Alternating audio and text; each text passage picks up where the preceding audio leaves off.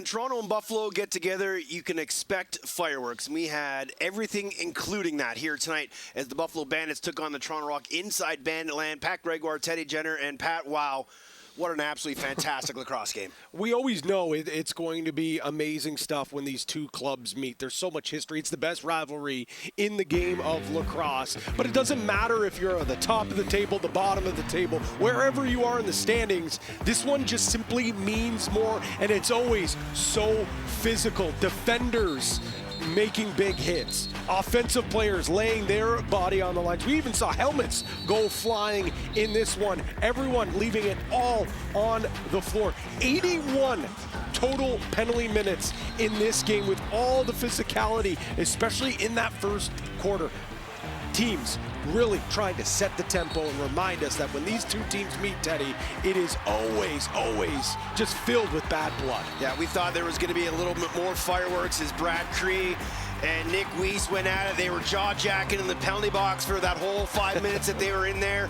It was an incredible game, but there was 10 ties and 10 lead changes in this one. And then we finally did get something that kind of cooled things down, the fight between Belter and Elijah Gash. But man, I just don't know what to say. Whenever these two teams play, it is just absolutely magic. And when the biggest lights are on and when TSN is in the building, sometimes players just raise their level of play.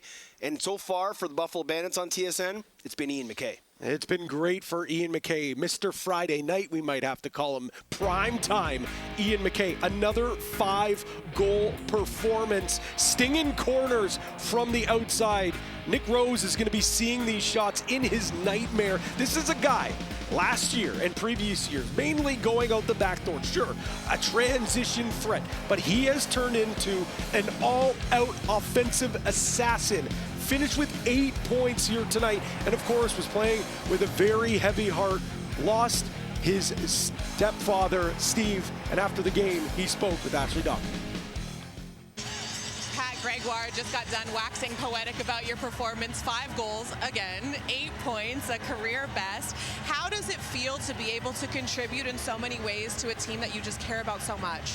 Well, first of all, I think I need you and Patty and Teddy at every game now. Every time you guys call it, I've had a good game, so appreciate it. But it's just the fact that they trust me.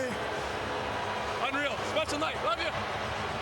These guys, I play a little bit of offense throughout the years, but these guys trust me to come up here and shoot the ball, and tonight was just luckily it was falling for me. Okay, and we'd be remiss if we didn't talk about one of your loved one that passed earlier this year. Your stepdad, Steve, is no longer with us. I saw your first goal in particular, a kiss to the heavens. What did it mean for you to be able to perform under what is really an emotional atmosphere? Yeah, it means a lot. Obviously, it's been a tough holiday for our family, and my mom is here in the crowd tonight, and it's what means a lot. Thank you very much, Ian. We really appreciate it. Thank you. On the other end of the play, it's the Toronto Rock, who dropped their 5th game of the season, their 3rd straight really close game. They lose to Georgia by 1, they lose to Ottawa by 1, they lose here by 2 with an empty netter. But this team can't get healthy, and they can't seem to find a way to win games. And this was probably, actually I take it back, not probably, this was their best all-around performance. But we've seen this movie before. Inside this building, Boogeyman's in their closet, and that is the Buffalo Bandits. In the 4th quarter, they've had leads. It's just Buffalo has taken over. They just don't have that killer instinct inside this building against this team. And not only do the struggles date back to last year, they like this year, it's now you go to 0-5. With the unified standings, Teddy, they're really going to have to make real hard work to dig themselves out of the hole. It might be too late. They're not going to give up, though. Schedule doesn't get much easier as they have to host a very good Saskatchewan team and then head out to Calgary. And despite what people want to say about this version of the Roughnecks, there is no easy night inside that building. It's close to 1,000 days that the Toronto Rock have not beat Buffalo in Buffalo, and that streak continues to live in the heads of the Toronto Rock. That's it from Buffalo. Good night, and we'll see you next time.